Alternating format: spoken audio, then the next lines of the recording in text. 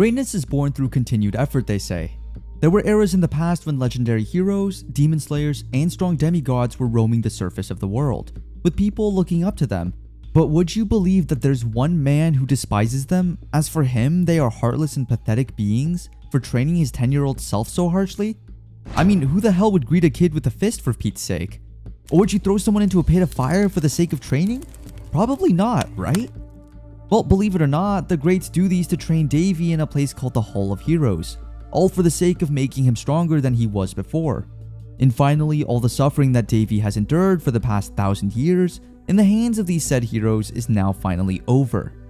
But before he leaves the sacred place, he still has the guts to make fun of his nunas, or grandmas as he refers to them, making them angered while he is still happily unbothered. Davy is quite shocked as he thought he would yet again receive another painful punch from the heroes, but instead he got a sincere, heartfelt goodbye. Davy then went on his way, turning his back from the sacred place, while the heroes loudly screamed their goodbyes. However, "Let us never see each other again," he says. Seems like he had a really rough time with them, huh? And just like that, he walks farther and farther into the light. Davy is then seen in what seems to be a castle recovery room with IV fluids plugged into his hands. As he tries to move, his body aches to the most undefinable level. With a loud sigh, he gives up and just stays still while saying the words, "I've returned," while looking at their family picture. It turns out that Davy, also known as Prince Davy Alrone, of the worthless, insignificant kingdom of Rhone, him being a prince is a mixture of bittersweet feelings.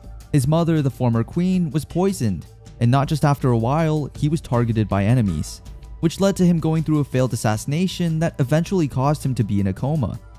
But those who have wronged him should look out, since during his deep slumber, his soul traveled to a place where the greatest of the great gathered, and there he underwent excruciating training, which now made him the biggest threat his enemies could possibly imagine. A flashback then occurs.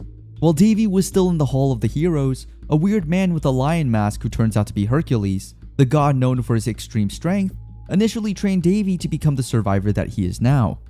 Back to the present, Davy wakes up once again, remembering he has already come back to the shitty world he originally lived in. Another day in the castle has started, and a so very cute maid named Amy enters his room to take care of him. Though it seems so depressing that only one person visits him, and for the fact that Amy isn't even a family member, Davy is still thankful. As Amy leaves the room, Davy tries to sit on his own, which he surprisingly did. He then checks the calendar to check how long he has been in a coma. And oh god, the shock on his face is indescribable. I mean, who wouldn't? He's been in a coma for 6 long years. Sheesh, that's a lot of years wasted in bed. Knowing this, he is now motivated to recover as quickly as possible.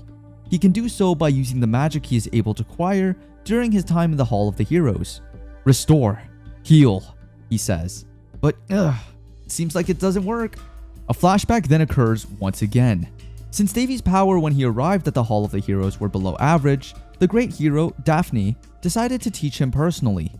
Daphne said that he needs to wield his abilities for him to acquire the holy power, which is the power of the god that rules purity and health. That said, the flashback ends. Back in the present, Davy is still struggling to use the restore heal magic since his body has become stiff. I mean, who wouldn't if he has been sleeping in his bed for 6 years? Despite this, with all the strength that remained in his body, he tried one more time. "Restore, heal," he says. And as the old saying says, with determination, a good result is achieved. He's finally able to cast the spell.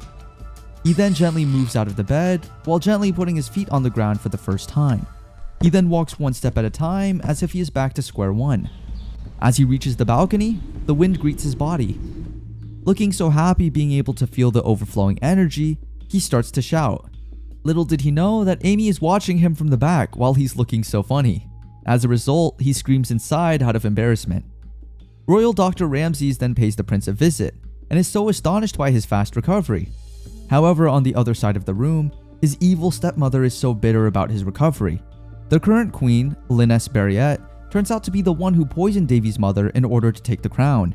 She even brought her 2 children, Benedis and Carlos. How impudent. They're so shameless that they even asked Davy if he knows who stuck the arrow at him that ultimately led to his coma. Little did they know, Davy already knew it was Carlos who did it. And to frighten Carlos, he asked them if they know what the punishment is for an attempted assassination of the crown prince. and Carlos seems to bite into Davy's schemes. Even the current queen is quite nervous after hearing what Davy said. After the initial checkup, Davy's not so welcomed visitors leave. Davy then drops to his bed, trying to think how he will execute his revenge. But before that, he will rest. Davy has been constantly making an effort to get stronger. Amy then enters the room bringing him some food, or in Davy's vocabulary, some medicine. He's been eating the same soup, which according to Amy is a must if he wants to recover quickly. Disregarding the taste, even if it hurts, Davy asks for 10 more plates. Whoa, that's a hell of a lot of liquid in his body. And as a result, as a human, he will initially have ended up spending a good hour or two in the bathroom. Who said a prince like Davy wouldn't worry about food? Well, you're very wrong, my friend. Since in Davy's case, he even needs to worry about how much food he has consumed due to the tight budget that the finance department gives them. Davy is also quite surprised that Amy's not getting enough salary that she deserves for single-handedly taking care of him and the whole castle for the past 6 years. For Pete's sake! As a result, he offers to give her his income, which shocks Amy. Davy then gets his cane and prepares to visit the castle financing department to ask something. While they were outside, the two had a heartfelt conversation about Davy's relationship with his father, which Davy doesn't consider as one. He then tells Amy that he is looking forward to working with her. As they enter the department, an old man in a green suit greets them unwelcomely, stating that they can't get any money to spend on food and utilities. As they were talking, people around the department glued their eyes on Davy while saying different untruthful things. But Davy isn't the type to back down easily, so instead of leaving, he sits down on a couch and starts interrogating the old man about where the hell the money would go if the initial budget was 500 gold, but they only get 100. Hearing all that Davy said, murmuring sounds start to echo around the room, stating that the financing department might have been extorting the prince, leaving the shameless loyal dog speechless. As Amy and Davy walk down the hall, Davy asks Amy if she could get him a sword. Initially shocked by what she heard, Amy eventually does what her master asks for. Though Davy initially intended to use it as a tool for his revenge, he ended up not doing so since he didn't want to look like a madman. That's why instead of using it to kill his enemies, he will use it now to butcher a boar for dinner.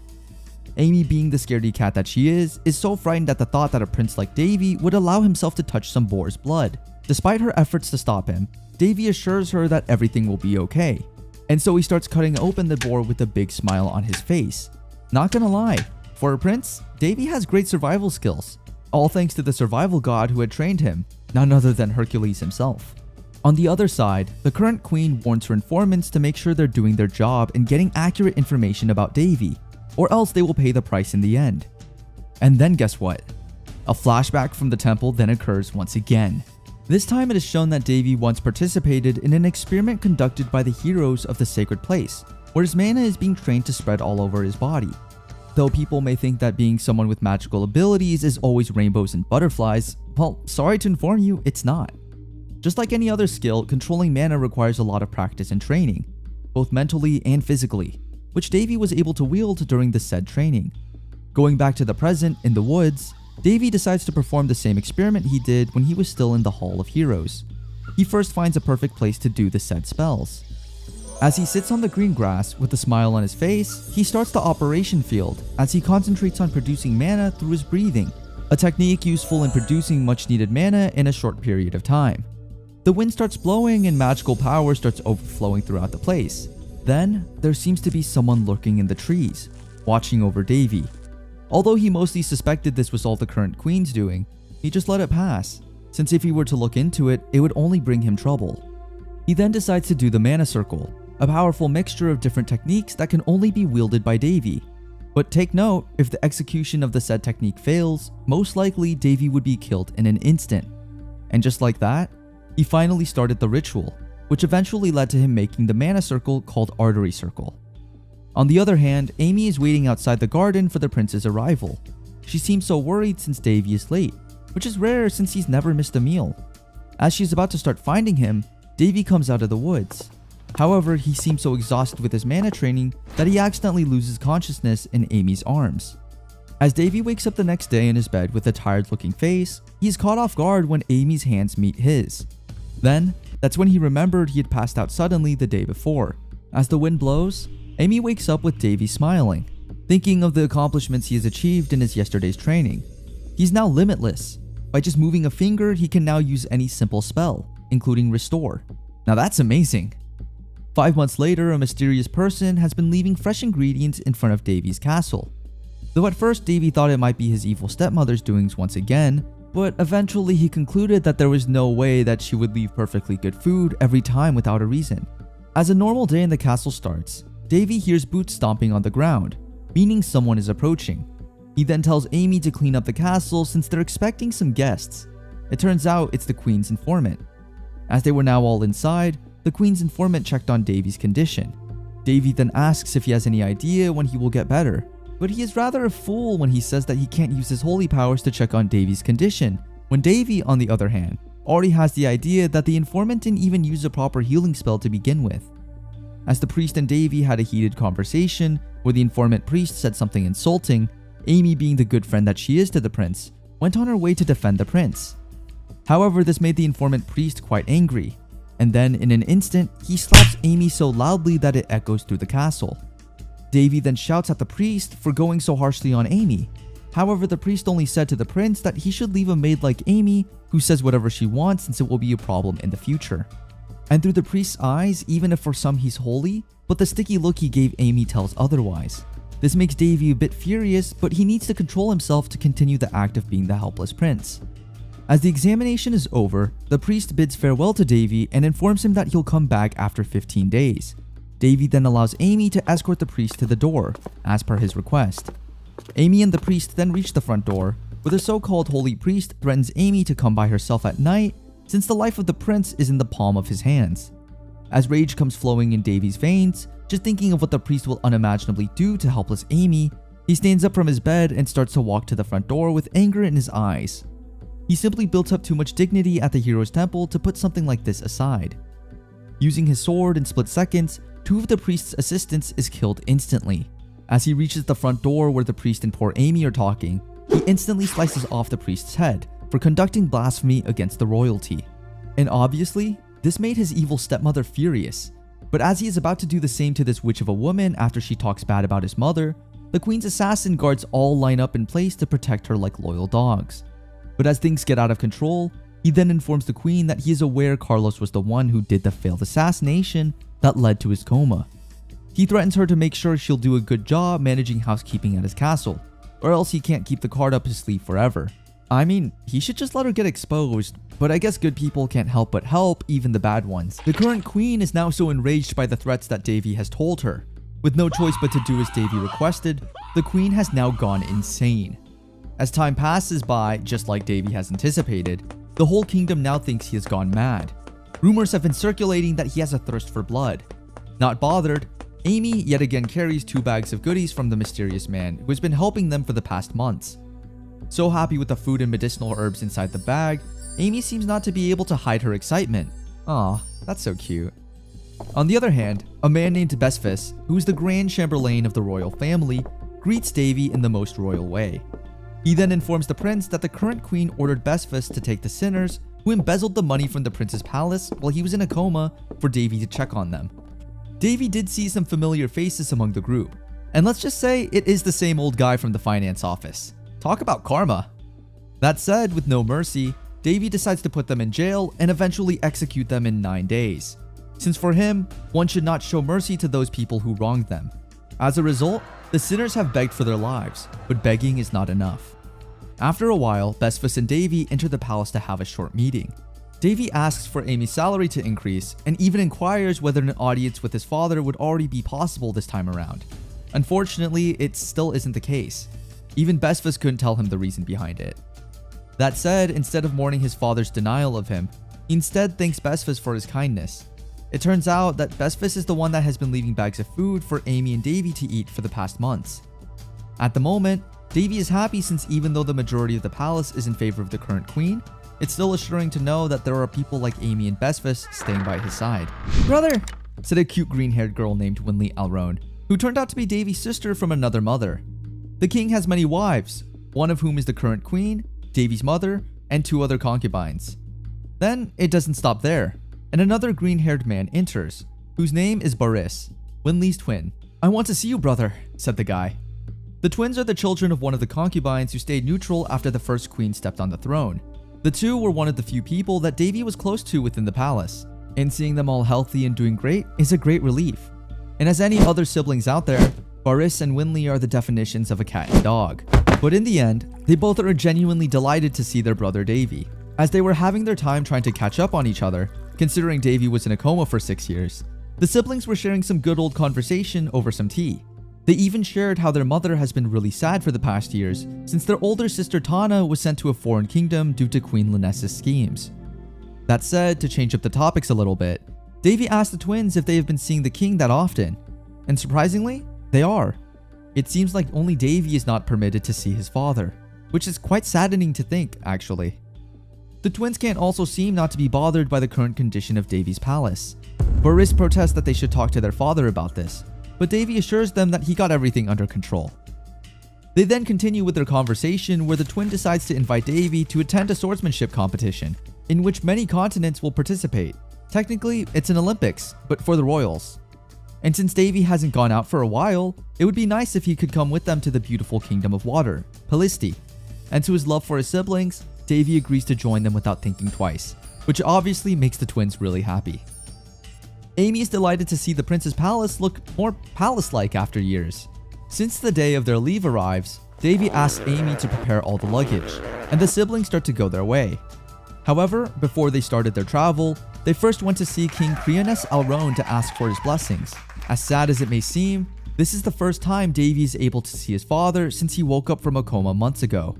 Davy has decided not to force himself on his father and just live his life as it is. The siblings are now on their way to the competition while sipping some good old wine that Davy's mother left to him. They had quite some fun having each other's company, and that's what matters. The royal siblings decide to camp for the night. However, only Davy is able to notice something is off. But this time, he is now ready to make a comeback. The red one is Cyrus, while the blue one is Creus, a moon color that makes the beginning shine and the ending illuminate. On a yet beautiful night, something awful and bloody is going to occur. Since they were still back at the palace, Davy is already smelling something fishy, considering how easily the queen approved of Baris participating in the swordsmanship competition. That's why, since that day, he has stayed as alert as he can. Though there are elite guards with him, the case is still different, considering we're talking about the evil queen. And guess what? Davy's gut feeling turns out to be true. As he is having a quick stroll in the forest beneath the moon's beaming light, he feels a presence lingering in the dark. And in an instant, multiple men in ninja masks starts popping out of the bushes, trying to attack him. It turns out the current queen is planning to assassinate the 3 royal siblings by hiring dozens of well-trained assassins. This made Davy laugh, considering how obnoxious and stupid the queen is for planning to kill 3 royals in one night, which will definitely create havoc in the palace. However, Davy can't do anything now but eliminate each one of them on his own. With just the use of a broken branch, he starts slicing them one by one. Davy is indeed far more powerful and skilled than they are. That's why below the twilight night, bloodshed has occurred. He even tries to let them escape, but then, later on, decides to make their fate the same as the others. "Don't try to become merciful to those who want to kill you," said Davy.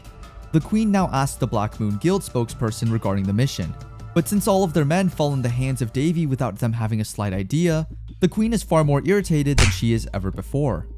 On the other hand, the royal siblings finally arrive at the beautiful kingdom of Pelisti, which is renowned for being a small yet beautiful country. And in this place, the most anticipated swordsmanship competition will take place. While the siblings are having a stroll in the city, they are able to discuss that there will be 8 countries competing in total. And the most famous and most feared contestant is from the host country, Falan. Her name is Elena de Falan. Yes, you've heard it right. The most feared swordsman in the competition is a swordswoman. It is said that Elena is famous for being the only princess in the family, but other than that, she is also known as the sword god's favorite for owning the god sword, Calderas. Hearing this made Davy remember his sword teacher, Ares. It is also said that Elena is the chosen one. Other than that, she is also known for her majestic beauty. The night of the Eve's festival commences, and the 3 royal siblings look their best. It is indeed a night to remember, and it also means we're one step closer to the most anticipated competition. Davy decides to spend his time alone while observing people from the banquet. He starts to notice that despite the competition only catering to swordsmen younger than 20, there are still relatively older people present at the event.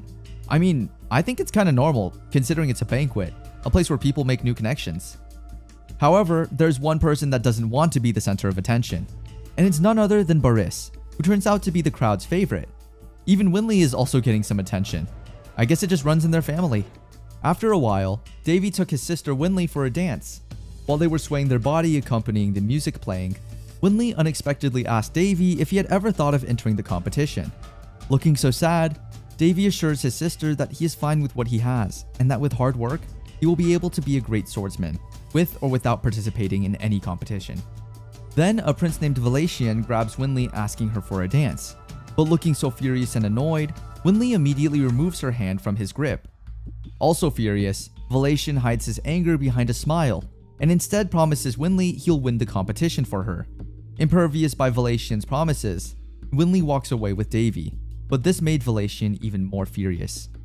As he's about to grab Winley, Davy is fast enough to stop him, and he even almost breaks the prince's wrist. Looking so embarrassed, Valatian even made a scene that attracted more attention, and even challenged Davy to a duel.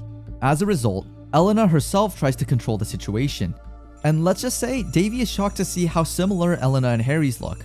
Sweat starts dripping off Davy's forehead as he tries to recall Harry's resemblance to Elena, the sword god Harry's, an ancient hero who founded the Falan Empire, which is now one of the 3 great powers of the continent. It is said that he was the original owner of the Holy Sword Caldaris and the founder of the now lost Claymore swordsmanship technique. A technique, when perfected, can move mountains, literally. Staring so much made Elena notice Davy, which later on made him nervous a bit.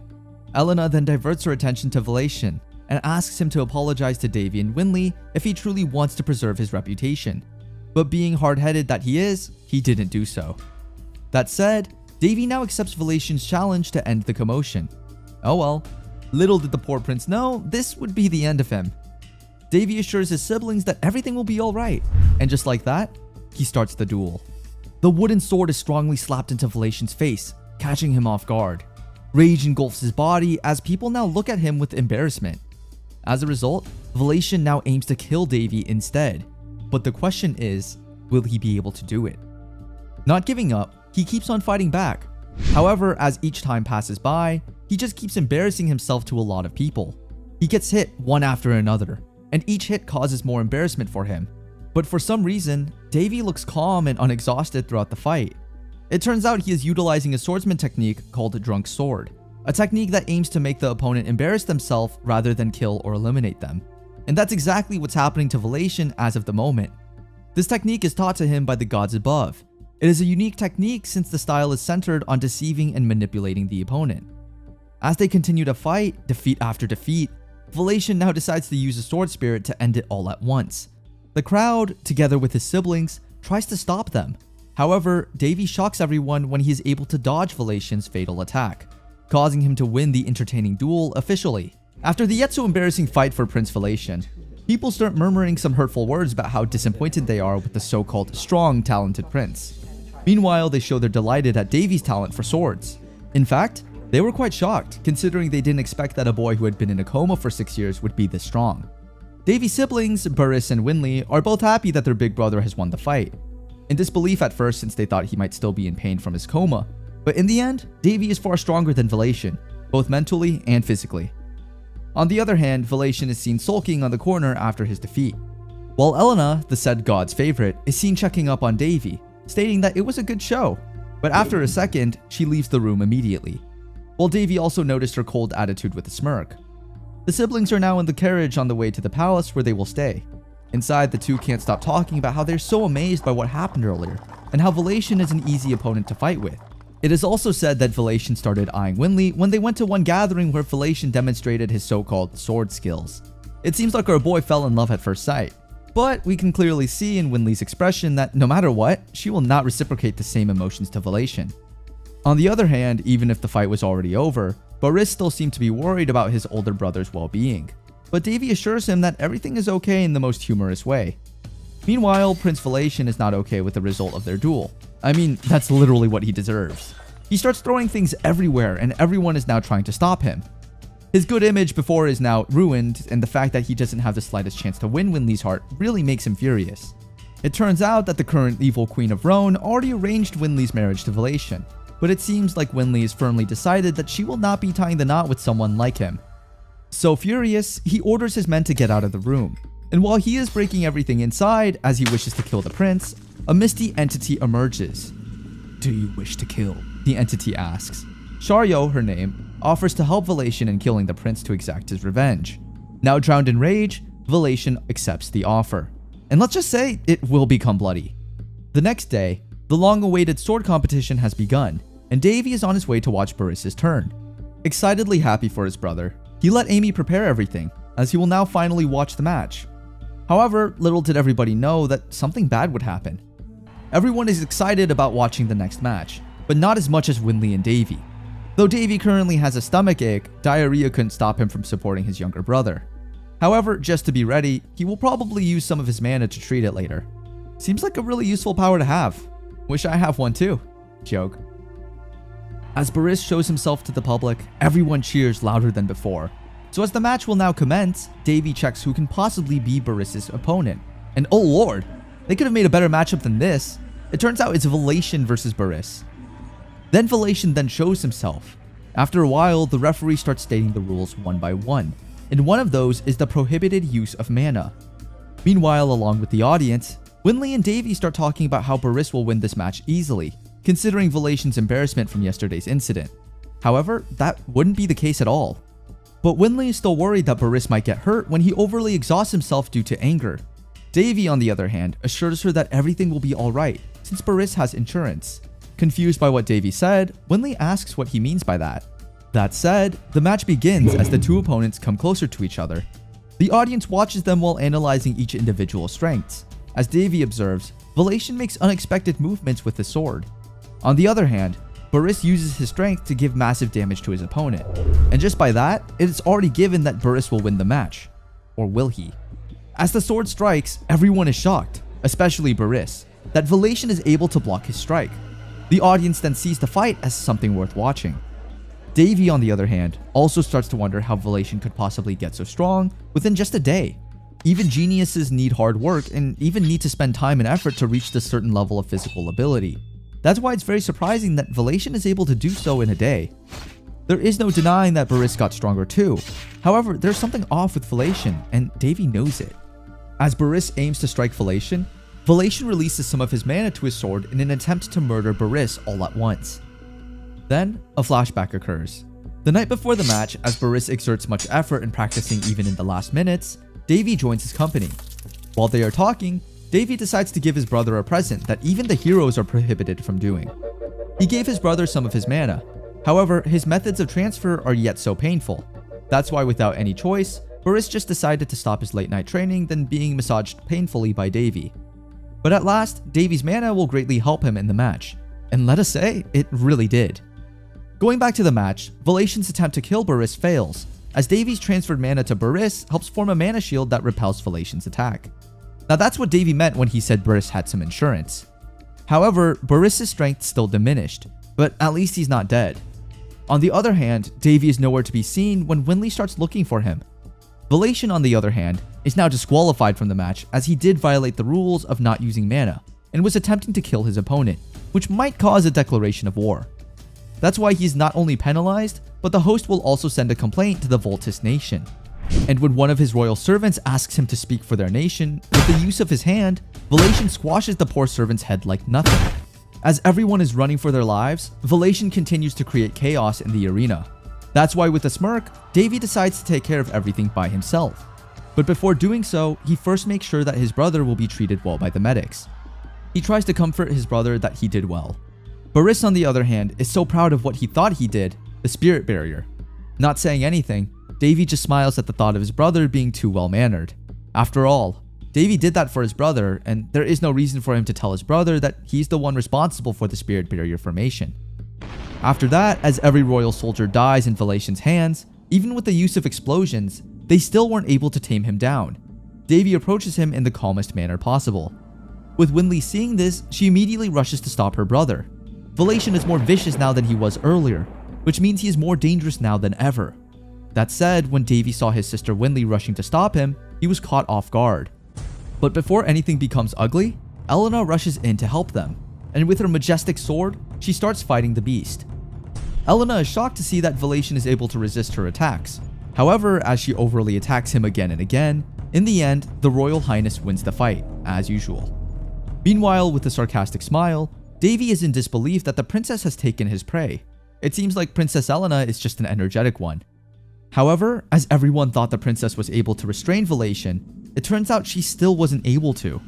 Elena then states the words, "vampire." And after just seconds, Velation states what seems like a smell called blood polis. And just like that, a red mist starts enveloping the whole arena, making everyone unconscious. That's why before anything happens to his sister, he immediately starts to transfer some of his holy mana. That said, Davy starts to roam the area. Blood polis, also known as the City of Blood, is a spell that has the power to steal the life essence of the living and strengthen themselves and the area around them. Without anyone looking, as Davy thought, he would now face Velation without limitations. However, at the back, Elena struggles. On the verge of almost dying, Elena is exhausted beyond imaginable. With a little help, Davy uses some of his mana on Elena. As Davy attempts to eradicate Velation finally, Elena stops him, stating that there is no way possible a mere human like him can defeat a vampire. But since Elena can't possibly defeat Velation just by looking at her current condition, without any more thoughts, Davy immediately goes ahead and uses his powers to defeat Velation all at once. Shocked by what she witnessed, Elena seems to not get how a mere human like Davy is able to defeat a powerful creature like a vampire. And for the fact that Davy was in a coma for 6 years just makes Elena wonder more. That said, out of nowhere, Davy asks to borrow Elena's blade, but it isn't the holy sword Caldaris. Instead, he wants to borrow the sword Calderis, also known as the White Guardian, a sword that is forged by the known Thousand Days blacksmith Surtur. However, there is something with the sword no one knows, probably even Elena. Davy can somehow hear the spirit of the sword talking. The blade wants to go back to his master Elena. However, Davy asks him to cooperate as he has something in mind. And just like that, he awakens the sword effortlessly, which even Elena wasn't able to do. Using it, he does the Great Claymore Lighting Strike, which reveals Shario, who has been hiding all this time. Since Davy is technically trained by the great gods and heroes that ever existed, he is pretty much able to acquire some good fighting techniques that are useful in situations like this one. But before going into any fight, Davy starts pissing off Shario first. Amused by how irritated Shario is, Davy starts to remember all of his learnings from the one and only God of Swords, that to defeat an opponent who has a high ego, one should make them angry and beat them to a pulp after. No matter what creature they are, if it loses their cool, their movements should become obvious. This technique works well with vampires in that sense. That's why as Davy fights Shario, he also tries to piss her off in between. However, it seems like Shario has some good fighting skills herself too. She's able to do a blood barrier, which is something that a vampire count can only do. As they continue to fight, Shario asks Davy to give up already, but little did she know that death is waiting for her. With the use of the Great Claymore technique, Davy is able to defeat Shario in a flash. After defeating Shario, Davy now needs to remove the Blood Polis spell completely, or else all the people in the area infected will die eventually. With the help of the sword Calderis, he might be able to stop the spell from continuously spreading. Although Davy doesn't really have thoughts of sacrificing himself for the sake of others, after some deep thinking that it will eventually help him recover his powers, he decides that he might just do the work. That said, he starts praying to Freya, the great god who overlooks all life forms. But let's just say his prayers are yet so odd for someone who is asking for help. But for Davy's defense, the basis of holy power is not the faith but the understanding of the faith. Or to be more precise, it's not about receiving God's love, but instead it is about receiving God's curiosity. That's why the odder and more unique a prayer is, the higher the chances of one getting noticed by God, based on Davy's ideals. And just like that, the Great Saint Sanctuary holy power comes rushing from above, which is equivalent to a 9th rank. As the power continues to get stronger each second, the whole kingdom now is witnessing something magnificent. After a few seconds, the Blood Polis is now finally extracted. However, Davy's energy is also stripped in the process. To make things interesting, Davy also develops a new ability. For some reason, he is now able to see what looks like game character stats. Being unconscious for 2 days, Winley is so delighted as his brother finally wakes up from his sleep. For the past few days, they have been staying at the Paristi Dukedom's lodgings. Winley can't seem to hide her relief since she has been so worried that Davy would not wake again, like before. Out of curiosity, Winley asks Davy directly if it was he who got rid of the red mist. However, Davy decided not to tell her the truth just like that directly. To make things even more interesting, a mark is now etched on Davy's back. The mark is a so-called stigmata. a mark that is given by the gods from above to people who deserve it. But what makes Davy's stigmata unique from others is that it is 3 times bigger than the usual ones. And since Davy technically is now the talk of the town, people will undoubtedly flock to see him. There have been reports of Davy getting the stigmata, but not more of what really happened in the said event. Although Davy wants to tell the truth, he feels like it is for the best and that he must keep it to himself for a while. On the bright side, he is now able to grow his mana cache, which is a big achievement. He now has a better chance of growing his powers in the coming days. On the other side, Winley also informs him about Amy, who has also been worried about him so dearly. And to his surprise, Elena also visited him and asked for better doctors to be assigned in his recovery, which, all for your information, he was able to dream of. Knowing that Winley might also be exhausted herself, Davy assures her that he is now okay and that she should also take some rest. Before Winley completely leaves the room, Davy decides to check up on her information, and to his amazement, it really looks like one of those in games. Davy now starts to wonder if it is all because he prayed to Dionysus, or it is because the magic he used was meant to be used in his astral body. Whatever it is, the only thing he can certify is that it seems complicated. Sensing some other presence in the room, Davy throws the blanket to the ground. It turns out it is the Demon King of the Abyss, who surprisingly is a girl, whose name is Perselk von Faron, who was sealed in the godly sword that is now released due to the stigmata. It is said that she was the main cause of the great war between the human world and the demons, and it was the godly sword Calderis that was used to stab the Demon King that ended the war. Even Davy is in disbelief that Faron is the Demon King everyone fears. Seems like she is different from other demons he was able to encounter. Faron then informs Davy that according to God's will, she is now transferred from Calderis to him. The game stat thing turns out to be called the status window. Hearing all this information, Davy seems to not simply get why the god bestowed him such great holy powers. On the other hand, Faron now, in exchange for the power she will give Davy, asks him to show her more of the world, and without any hesitation, Davy accepts. And now they have officially formed an agreement. A few days later, as expected, people are now making their way to the lodging place in hopes of taking a look at Davy's stigmata. However, since Davy isn't the type that likes the presence of many people, he decides to run away back home with his 2 siblings. After hearing the news, Elena is obviously so furious. As a result, she also orders her Kingdom Knights to get ready since they will now move out immediately. As the moon shines bright in the sky while they are still on their journey back to the kingdom, Faron and Davy have a mini talk. Faron shares that she was able to observe how interested Davy is with the Calderis, and knowing that Davy can actually wield the godly sword, Faron sees him as the perfect candidate to utilize its power. However, Davy doesn't have any plans to do so, especially since it is under Elena's ownership. In fact, Davy has a great sword in mind that he truly wants. Changing the topic, now that Davy has a stigmata, Faron sees it as a good opportunity for Davy to clean up his enemies. However, Davy has a plan in mind that will truly work. Though it'll take time, it will surely work. As they arrived in the kingdom, Baris said his apologies to the king for the incidents that happened during the swordsmanship competition. However, the king assures him that it is not his fault and that it was caused by the Boltus kingdom. The king also acknowledges Davy for acquiring his stigmata. Meanwhile, obviously, his evil stepmother is not happy hearing this. Trying to act nice, the current queen smiles, faking her happiness. That said, the king then orders everyone, including the queen, to leave him and Davy to talk alone. For the first time in half a year, the father and son have now finally decided to have a talk.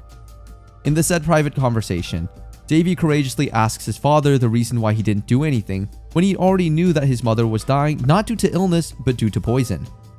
To make things worse, the king even married the culprit behind the former queen's death. But the king didn't fully answer Davy's question.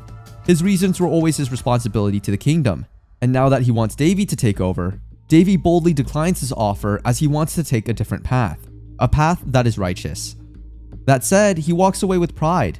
Now that he has fully decided, Davy will now officially dive down the rabbit hole. For the past few days, Shirley, the assassin girl that is always with the current queen, has gone missing, and as all of the assassins that were sent to kill Davy, along with Baris and Winley, were wiped out by Davy himself in the last episode, the Black Moon Guild is now in deep disarray. Little did the guild organizer know that Davy was now on his move to exact his plan. Davy threatens the guy to hand him every record with the list of the nobles who are at the hands and feet of the Barrietta family and the Duke household, alongside their criminal record. Intimidated by Davy's great power, the poor guy doesn't have a choice but to hand Davy anything he wants if he values his life that much. As the night breeze hits, Davy is also checking every piece of information for the next noble he will hit by his plans. In disbelief by the amount of the so-called nobles' crimes, Davy concluded that there might still be some information hidden in other guilds. As he is planning on getting all of it, that way he will definitely sweep up the nobles easily. However, he can't possibly do the operations himself. As a result, he indirectly hands every piece of confidential information to Marquis Petrus, his late mother's knight, which is one of the few people in the kingdom he truly trusts. Now, as things are going smoothly as planned, Davy will now move into his next plan of action, and it is to leave the kingdom and manage his own territory, which he can call home. With the fear that her schemes will be revealed to the whole kingdom, the current queen decides to ask the king if he would now give his permission to let Davy leave the palace to manage and develop his own territory. And with the king's order, Davy has now been given the blessings to live on his own and build up his own people. That said, without any more hesitations, Davy made every preparation as soon as possible. But of course, Boris and Winley could not possibly agree with the notion. However, Davy assures them that this is what he has always been wanting since the beginning. He also made sure not to make them worry since, after all, he is someone who possesses the stigmata, and no one could possibly hurt him that easily. That said, Thierry, the two decide to respect their older brother's decision. As things now seem to go smoothly, Davy starts his preparations and asks Amy to get all the records she can about the Hinds territory. And after just a few moments, Amy got back with a handful of records as Davy requested. However, it seems like there are some humps on the way since the territory that Davy got is a cursed one. Now the day has finally come. Davy now, along with his modest procession, will now make their way to the territory, and before they leave, Marquis pays the prince a visit. Marquis seems to be proud of how much Davy has grown since his mother died, and now that he is leaving, it seems like a bittersweet feeling. But Davy is quite thankful that there are still some decent officials left in the kingdom. It turns out that Marquis has been collecting evidence of the mastermind behind the late queen's death, which really made Davy trust him even more. And now that he will be living a new life outside the kingdom, Davy plans to hand the blood-sucking of nobles' work to Marquis since he will be the one to deal with the final blow. Since the Hinds territory is quite close to the capital, there's not much problem with how long the travel time is. During the journey, Ferran seems to be a deep sleeper and is just enjoying the comfort of Davy's thighs. A day has passed and Davy's procession has finally reached the territory. Although it's technically a wasteland, there's much potential with it. It just needs a little bit of improvement and it will surely be a transportation hotspot considering its location. However, that's the case if it's a normal territory. But due to the fact that it's a cursed one, Davy will need a little bit more effort in fixing the whole place up, to say the least. As they finally reach the territory's town, Davy immediately senses that there was a monster attack before his arrival, which puts the men on guard, astonished. Monmitre, the captain of the watch, continuously says his apologies for not being prepared for Davy's arrival, since he has also been fighting with the goblins the night before. Davy is amazed by Monmitre's passion for his work and people, and the fact that even though he comes from a poor family, he knows how to read. Davy decides to promote him to a higher position for his talent and sympathy. He even promised to make Monmitre a noble if he did great work. Hearing this surprises Monmitre, as well as the others. With the use of a bag of money he was able to acquire in the palace, Davy orders to fix all the damage brought about by the attack, as well as buy all the needed provisions in preparation for winter. Davy also decided to talk to the people and ask for their help in attacking the goblins, though at first, some are hesitant. However, as Davy announces that he will not let anyone die on his watch and that he will also come to the operation, some somehow changed their decision. That said, as night fell, Davy's troops are now sent to the goblins' lair. With his lead, Davy aims the arrow using his power shot at the goblins, initiating the bloodbath that will happen. However, caught off guard by Davy's sudden move, it seems like Davy's men are shocked that they will be making a frontal attack. After initiating the first attack, Davy's men are now frightened by the idea of what's going to happen next. However, before they can even start thinking of backing out, Davy has already thought of a brilliant idea.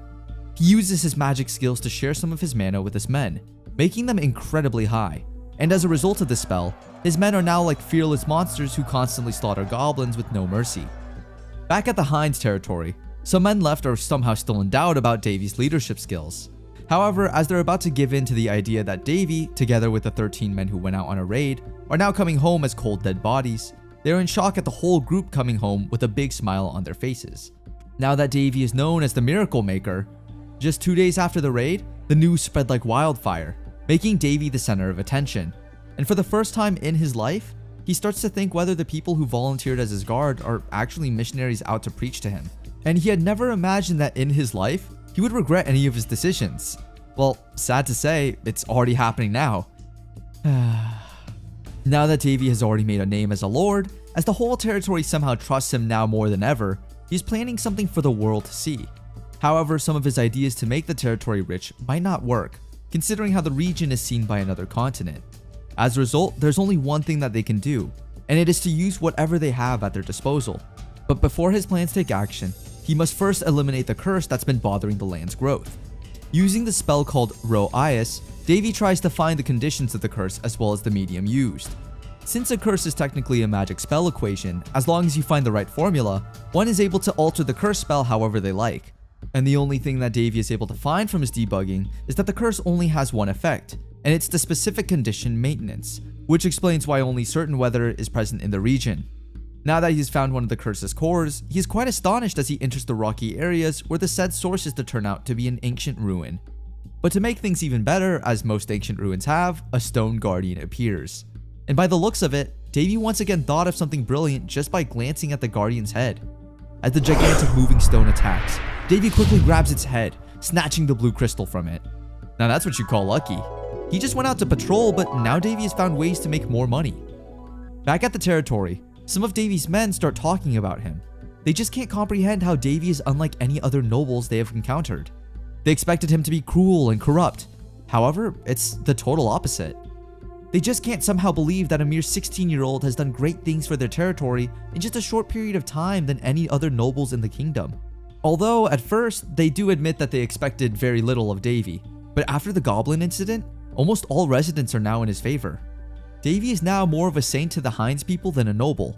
However, as long as the land stays the same, dry and drying, no matter how good the lord in charge is, there's no possible way the region will flourish. Since many priests and magicians, even alchemists, have tried to investigate the phenomena happening in the region, no one has been able to find the solution to its problem. Now it's up to Davy on how he will solve the situation. Meanwhile, back on the outskirts of the region, Davy has been able to acquire lots of stones, and one of those is the Spirit Stone, a stone full of highly concentrated mana. These stones being powerful means they can sell them for a higher price. However, as he continues to wander the ruins, Davy finally finds the core of the curse. But since it's really gigantic, all that Davy could do is condense the spell within and dish out the 9th circle magic spells. After analyzing the curse's equation, Davy starts his modifications, and let's just say Davy decided to give the Hinds people something they always wanted, and it's none other than rain. Back in the kingdom, the corrupt nobles are now in worry as the evidence of their evil schemes is now in someone's hand. And what I mean by that is in Davy's hand. It's just a matter of time before they will meet their downfall. As a result, Duke Variata states that they have to fight against those who oppose them, even if it means blood will be shed. But before they can do so, they must first ensure that the classified information is reclaimed. From now on, they will be working more discreetly. And it is only Duke Variata that sees Prince Davy as a threat. He senses something more in Davy than just a mere powerless prince. He knows that as soon as Davy gains strength and any political footing, he knows that their plans will eventually go to ruin. However, he is also somehow confident that it will never happen, since Davy is now technically living in a hopeless wasteland, and there's no possible way that he'll be able to make it big in such a place. Little did this Duke know, Davy had now made his move to success. Now that rain has been pouring and Davy has control over the region's weather, it will take no time before the land of Hinds will prosper. 1 week later, Davy finally announces his plans to his people, and it's to plant something that would undoubtedly earn a lot. However, his goal of finishing the task in just 4 days is absurd to some. But as we all know, Davy has his ways. With the use of his magic, he yet again casts a spell to make his people a bit stronger and more eager than they were before. And just like that, the people are now pumped to start the job. But the question is, what will they actually plant anyway? And Davy being Davy, first analyzes the situation. What they need to produce is something that has been overwhelmingly supplied but is still in scarcity. And there's no other product for that other than moongrass. Moongrass is a plant that is really delicate and hard to grow in certain weather conditions. It is only grown in areas in the western continent. That's why they're sold at a higher price. Moongrass is something that most alchemists and magicians use for their potions and other researchers. As a result, it's a high demand product with a limited supply. But as mentioned earlier, it's hard to grow in certain climates. And let's just say the Hinds territory is a great example of a place moongrass would never grow. But since Davy now has the power of the gods, he can literally adjust the region's weather like an AC. That said, growing the plant wouldn't be a problem. Now the real problem is finding the vegetarians of the forest. On the other side of the Hinds region, Yuria Helishana, an elf chief, is seen. She's visited by her master, who goes to tell her that in her dream, the spirits have placed a curse on the elf forest, trying to convince Yuria to leave the forest for her safety. However, Yuria seems to be persistent in staying, as she believes that whatever happens is all a part of the order of nature, and that she is not giving up on the idea that there will be someone who will save the forest from dying. Going back to Davy, he's now made his way to the elf's forest to find the seedling for the moongrass plant. With the help of the forest spirit, he's then guided to the ocean of moongrass plants, which is a sacred place for the elven kind. As Davy enters, before he can start getting the moongrass seedlings, he first needs to make a contract with the moongrass goddess to avoid any conflict. And after seeing Davy being civil with the spirits, Yuria seems to be astonished by his abilities. As a result, she now sees Davy as the way to save the village. Now going back to Davy, after acquiring the moongrass seedling, the work immediately starts. However, to Davy's surprise, 4 days worth of work is already finished in just half a day. Now the only thing they'll do is wait for the flowers to grow. 4 months have passed by, and the word about the moongrass plantation spread like wildfire. Now Davy doesn't need to worry about marketing his products, and since something interesting is already happening in the Hinds territory, almost all of the people from different continents are talking about it. And Redria, the head of the Ruby Red Tower, states that something interesting seems to happen in the east, and Elder Yulrist needs to prepare himself. Now that the moongrass leaves are ready to be sold, and Davy has also laid his plan smoothly with the marketing strategy, all that they need to do now is cause more commotion in the continents to ensure the success of their business. The moongrass is said to be sold 2 times a month, and the supplies are insufficient for both the east and west continents to use, making the moongrass price spike uncontrollably. As rumors spread, people from all over the continent come rushing in to get their hands on the moongrass whenever it's released, or even to see if it's real. Since it is so hard to get any intel on whether their products are real or not, some customers who really want to get their hands on products even try to bribe the captain guard, which also serves as Davy's right hand in paving their way to get their hands on the moongrass. One prospective customer named Halas, a 4th class expert of the Green Tower, tried to bribe the captain guard to let him meet with Davy exclusively. He gave him a back-shining jewelry. That said, the captain guard accepts the gift. Little did Halas know that everything was according to plan. Turns out, Davy, being smart, forms a tactic that will surely work incredibly in their favor. He asks his captain guard to entertain anyone who tries to bribe their way into getting their hands on the moongrass. As mentioned earlier, as the right hand of Davy, the captain guard will be the customer's next target, since he will be the easiest person to meet with. If there are cases in which people try to bribe him, Davy orders him to accept it as he sees it as an opportunity to add up to their financial resources. Talk about being strategic. And in return, the captain guard will show them a good packaged bottle of moongrass flowers. It's not for selling, but just for showing, to make sure that the rumors will continue to spread. This way, Davy and the Hinds region will ensure that the value of their products will rise as much as possible. Just like that, Davy's plan worked. Amazed by Davy's tactics, now the captain guard can't seem to believe when Davy gave him the jewelry he was able to get from the said bribing earlier for them to use. I mean, in the end, Davy will definitely earn more once the moongrass products are released to the public. On the other hand, the Elder of the Red Tower, Yulis, is now having a meeting regarding the Hinds region and Davy. They're also amazed by how intelligent Davy is in the business, and realizing that Davy is slowly making Hinds region a place of trade really amazes them to the core. That said, knowing Davy will also be a great asset to them, their goal now is to make a good relationship with him as much as possible. On the other side of the continent, Elena still seems to have not moved on yet with the idea of how Davy is able to kill a high-tier vampire using the sacred sword that she herself hasn't still been able to awaken. It's another busy day in the Hinds region, and purchases of the land by auction are taking place. It seems like Davy really did utilize all of their resources. That said, he has also received an important message, a letter from the royal palace. As the auction continues, many noblemen try to fight over one piece of land in the Hinds region. It gets more intense each and every day, but this is something that Davy is longing for. Even the empty residential houses were purchased at rates comparable to developmental areas in the capital. That's how intensely in demand their lands are. Other than land, people also start to get interested in items grown or made in the said region. If things continue to go smoothly as it is, in no time, the annual revenue of Hinds region should be around 1.05 million gold, which will make them the wealthiest region in the kingdom. That said, they need to ensure that the production of items, especially moongrass, is monitored to maintain the balance of supply and demand. On the other hand, remember the letter Davy received in the last episode? It turns out it is a royal invitation. The contents of the letter were simple. It just compliments Davy's achievements, which is something that he never felt before. That said, in order to praise him properly, Davy needs to return to the kingdom for a short visit. Although Davy doesn't intend to show up, later on, he eventually gives in as he's also thinking about carrying out the next part of his plan. Then, a flashback from when Davy was still in the Hall of Heroes occurs. In this said flashback, Surut, one of the greatest blacksmiths, asks Davy to finish something that he wasn't able to do. After doing so, Davy can do whatever he wants with it. He can publicize it as his own or even sell it at a higher price. As long as he finishes it, he can do anything about it. That said, on the day Davy is about to return to the capital, he opts to visit the said place Surut told him to check, and it's none other than the Valashad region.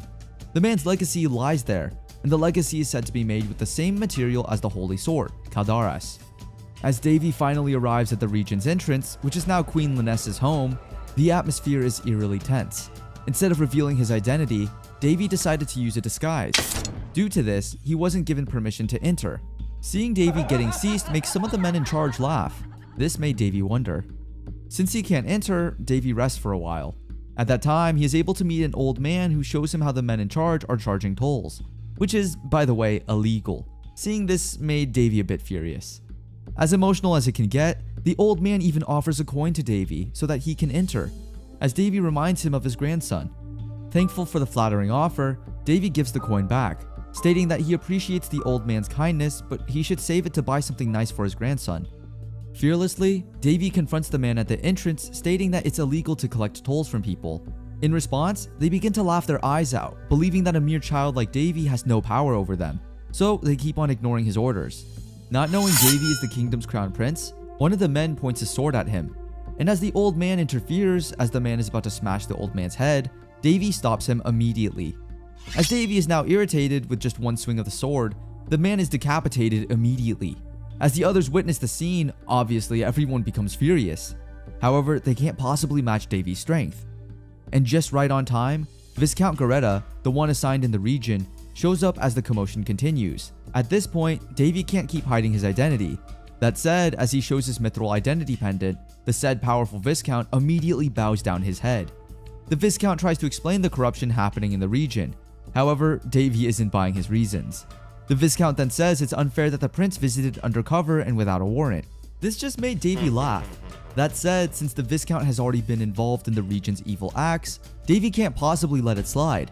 Guess what? What happens to those people who defy the national law? Yup, that's right. Immediate execution. As the old man and Davy make their journey through the region, the old man informs Davy that it was when the refugees of the Hines region started flooding in that the exploitation became severe, and those who stood on their side were purged. That's the same way the old man's son passed away. At that moment, Davy realizes that he didn't remind the old man of his grandson, but it was his son he reminded him of. The old man's son must be kind-hearted, standing up for the people, and that's admirable. As they arrive at the historic site of the Thousand-Day Night Market, the old man thanks Davy for saving him and avenging his son. After doing so, they now part ways. At the said site, Davy immediately does his work, trying to figure out the passcode that Surut has left for him to solve. The entire site has been codified, which means the surroundings are full of patterns. The said code points simply to a single thing, and that's the treasure that Surut wants Davy to finish. After a while, Davy is able to find the said secret entrance. As they roam the empty dungeon, Davy immediately finds the chest that Surut is talking about. The intense power it emits is incomparable. Davy has never seen a person's thoughts materialize so strongly. As he takes a closer step to the said chest, Davy reveals something. The Thousand-Day Blacksmith, a nickname given to Surut after hammering away for 1,000 days straight without breaks, is what is known by many. But his own kind, the dwarves, called him by something else, and it's the Devil's Blacksmith. Surut toyed with mana to surpass the limits of regular blacksmithing. Surut went beyond crossing lines into the area of vices. The said treasure is his final work, which Davy will now finish. One is the nameless red blade that slays the living, while the other is the nameless blue blade that slays the dead. Now it's Davy's job to take care of the said legendary two twin blades. It turns out that the twin sword is an ego sword, just like the Kaldaras. They've been created to find their owner themselves. Now that the swords are in Davy's hand, all he needs to do now is do all the finishing touches. But before that, he needs fire, and not just ordinary fire, but one that can provide way more heat than a normal one, just like the fire from the dwarven furnace. That said, Davy has now made his way to the capital. As he enters the palace, Vespus welcomes him with a great compliment on how he is able to grow such a successful business for his territory. Alongside that, he is also welcomed by the intense atmosphere enveloping the whole place. Vespus then informs Davy that the king has gotten a note of the list of corrupt nobles from the leaked documents Davy has handed Marquise Peltras, and the king didn't take it lightly. Now the said nobles on the list are stripped of their titles and are scheduled to be executed. Davy didn't expect the king's serious reaction to the incident, and for him, it's making things a little complicated. Before he can even take a breather, one of his evil stepbrothers, Carlos, shows up to ruin his day. That said, Davy then lets Vespus leave as it seems that Carlos has something to say to him. Carlos then states that Davy has gone all cocky just because he had one successful business venture. I mean, who wouldn't? Hearing this made Davy laugh a little, knowing that Carlos is saying all this because he was just jealous of his success. That's why he decided to spit some facts to slap Carlos with reality. He asks Carlos if he even knows the significance of what he's done, and that people see him as an idiot. This made Carlos furious as Davy continuously mocks him. However, before he can even land a hit at Davy, he is already defeated, especially knowing that Davy has extreme power over him. Little did Carlos know that Davy also has bested him with a sin that cannot be lifted even by magic. It's the greatest sin in the country. It's a present that Davy is offering to his evil stepbrother. The next day, as the conference starts, it seems like the nobles and the king are talking by themselves how the moongrass business that Davy has started has been helping the country a lot. The irony in this is that they don't even let Davy join the said meeting. Instead, he is left alone in the side of the room just hearing their conversations. They start talking about how they can expand the moongrass business till it can prosper continuously. However, thank God, the king has gotten notice of Davy's efforts, and he even asked Davy if he has something that he wishes, as the king will surely grant it. Hearing this made the nobles glare intensely. This made Davy smirk a little, and as a wise man that he is, he decided to request for some time to think about it. Now going back to the moongrass business, the nobles have taken consideration to invest more in the business since they think it's the perfect one to make the country wealthy. However, Davy has something on his mind, which is to invest in needs like food and water. Surprisingly, Duke Varietta, the leader of nobles, also has the same in mind, as he tries to propose to the other nobles that covering the basic things first is a good way to go. This made Davy somehow amazed by him. However, his true intentions start to show up, as he shows a letter from the Holy Kingdom stating that they want Davy to visit their region to officially make him saint and validate his manifestation of the stigmata. At first, this infuriates the nobles. However, when they heard that as Davy is away, a new territory lord will be appointed to Hind's kingdom, this made the nobles' eyes sparkle. However, Duke Varietta already has someone in mind, and it's none other than Carlos. But it seems like the present that Davy has given him has started to manifest. Ribbit. Seeing how foolish Carlos is acting in front of the national conference due to the sin that Davy gave him, the king has decided to confine him until further notice. This leaves Davy taking authority once more. He states that someone childish like Carlos couldn't possibly run a whole territory by himself. Davy also bluntly opens up how the evil intentions of the Duke and the nobles are clearly seen. This made the atmosphere in the hall a bit intense, if I could say so. That said, instead of debating more on what to do, Davy states that the key solution is to take care of the Holy Kingdom's request. After all, the Holy Kingdom is still a place where humans live, so trading with them using goods is still an option. Davy then receives a call from Vice Bishop Velium, which shocks the nobles. It seems like the Holy Kingdom wants to do business with the Hinds territory. That said, the meeting went smoothly thanks to Vice Bishop Velium. In exchange for the Holy Kingdom's cooperation, Davy promises to give them good quality items. After all, if you want special treatment, give something equal in exchange.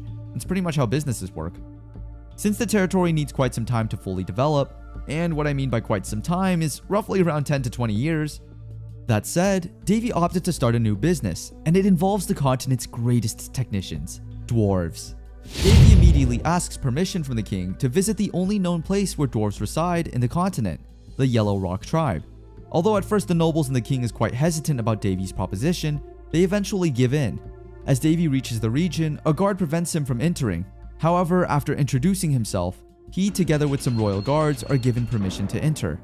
Inside the village, Davy is able to meet up with the tribe elder, Golda, and for the first time in Golda's life, it's quite rare for him to meet a human of his liking. That said, their trading relationship is off to a good start. However, Golda seems to shift moods after he hears that Davy has some private request. Golda informs Davy that the village is in a difficult situation, and they cannot meet Davy's demands. And when Davy asks what this problem is, Golda states that they can't possibly tell outsiders. That said, Golda permits Davy to stay in the village for a few days. However, if he is to cause any trouble, he would immediately be kicked out. Golda now walks off when Davy decides to check on his information, and oh boy, Davy's eyes sparkled as he sees that Golda wishes to participate in creating the Flare of Beginnings, which is known as the Dwarves' Holy Sword. Since Davy wants to learn about forging, he decides to come along with Golda, who is on his way to the workshop. However, he wasn't welcomed warmly considering he is a prince. The other dwarves start to scold Golda for bringing a human into the main workshop. Golda's older brother, Golgoda, who is also the tribe's first elder, tells Golda to explain his reasons to them properly. However, the others don't believe his reasons, saying that he must be drunk or something. Before things get intense, Golgoda then voices out, saying it's alright. After all, Golda is still a village elder, and they need to respect his decisions and judgments as well. That said, Golgoda bluntly reminds Davy that he will allow him to be at the workshop with respect to his younger brother's choice. However, if Davy is to do anything out of line, Golgoda himself will immediately crush Davy's head. Meanwhile, with a big smile on his face, Davy assures that he'll behave and not cause any trouble at all. It is then revealed that the giant sword with a length of 2 meters and a width of 30 centimeters. Although it's called the sword, it looks no different than a big decoration. Its alias is the sword that does not cut. David thought it would be more accurate to say it cannot cut rather than to say it does not cut. What Davy is talking about here is the dwarf's holy sword. The dwarves continue with their work, as Davy sees Golgoda trying to fix the sword. At the back of his mind, it's useless, knowing that there's no way possible that it could be fixed anymore. Even the other dwarves are worried about his health. Then, to make things a bit gloomy, Thors from the Black Rock tribes arrive. They want to take the holy sword from the dwarves considering the Yellow Rock tribe's blacksmiths are not skilled enough to forge it back in place. And instead of fighting for the ownership of the sword, Golgoda, already given up, decides to surrender the sword to Thors fully. However, before he can even do so, Davy asks him a question. Does Davy inquire if he is truly a master blacksmith? Since true master blacksmiths feel the spirit in every single one of their works and respects it, but the thought that Golgoda threw away that mindset from the get-go is disappointing. That said, Davy forges the sword himself. Thors then states that Davy is already overpassing his boundaries and that they will report this incident to the kingdom officially. And for the final time, Davy asks Golgoda once more if he will let his ego solve his problem for him. Since it seems like Golgoda has already forgotten that the item has been a pillar of their village, and for him to disrespect it even after knowing that the sword is already unfixable is just shameless.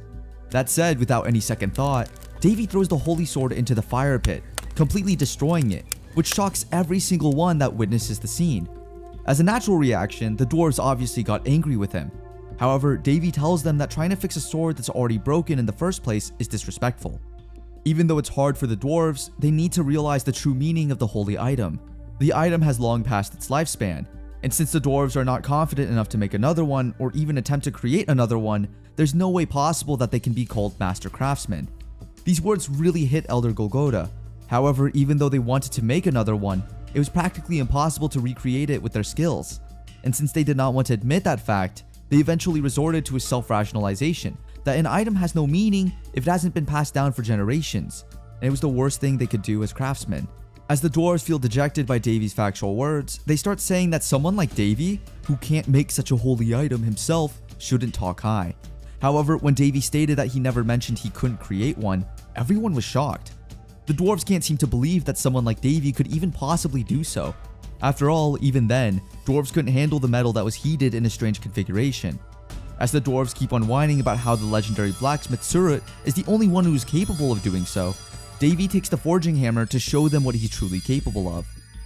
As he smashes the hammer to the metal alloy, and by breaking the rules of the dwarf forging book, he's able to make a holy sword that even Surut's descendants couldn't. These literally shock the hell out of the dwarves. Davy then states that in forging a holy item, the texture is what really matters. He even went on his way to explain to the dwarves how the technique works. Since the sword is technically not yet finished, Davy leaves the rest up to the dwarves. However, since the dwarves lack some skills even to add up the finishing touches, Davy's only advice is for them to make an effort to learn the craft. That said, this is where the negotiation enters. In exchange for a forging lesson, Davy is asking for something in exchange.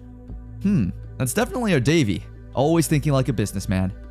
As Davy shows them the other swords he has forged, the dwarves keep on getting amazed. However, what really caught their attention is the twin swords that Surut wants Davy to finish. That said, Davy states to the group that they'll be watching him as he adds the finishing touches to the said swords. And after knowing that the swords were forged by their ancestor, the dwarves literally agreed to accept Davy's request to use their workshop. He even gives Davy the bone of an unknown elder dragon.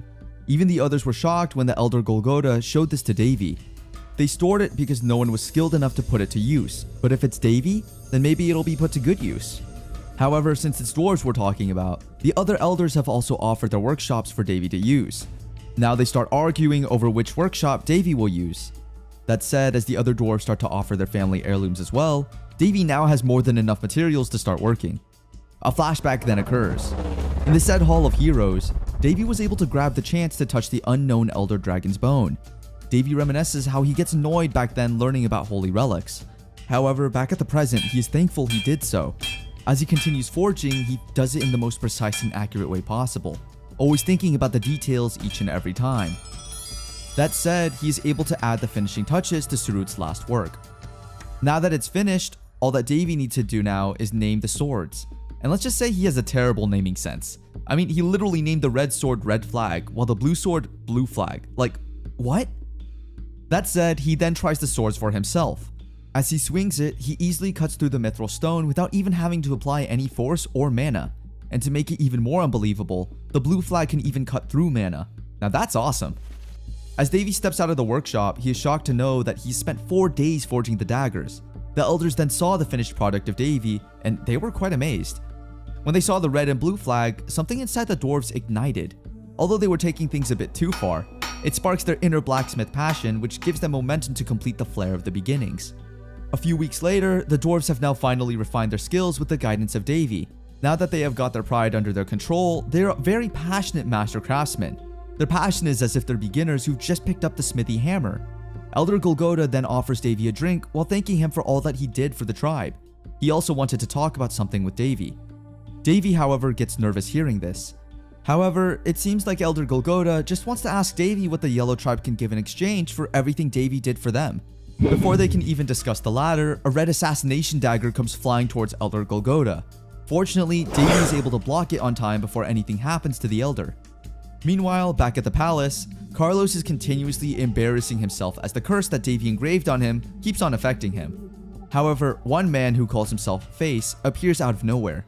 The said man then removes the curse Davy gave Carlos and even offers Carlos to sign a contract with him. In the said contract, Carlos will be able to ask someone to kill Davy for him. Face even states that they have already sent someone to kill Davy, and hearing this made Carlos form a contract with the said noble. Back at the Yellow Rock tribe, a magical beast who is a high-level shape-shifting vampire appears, trying to kill everyone. However, with the help of Davy, the Elder is saved from danger before the dagger can even stab him to death. However, that's not yet certain since the said beast is somehow stronger than they have anticipated. Now, Davy will face hand-on-hand with the said creature as he tries to save the whole village from danger. That said, Davy tries to move as carefully as he possibly can, especially since he is facing a high-level vampire.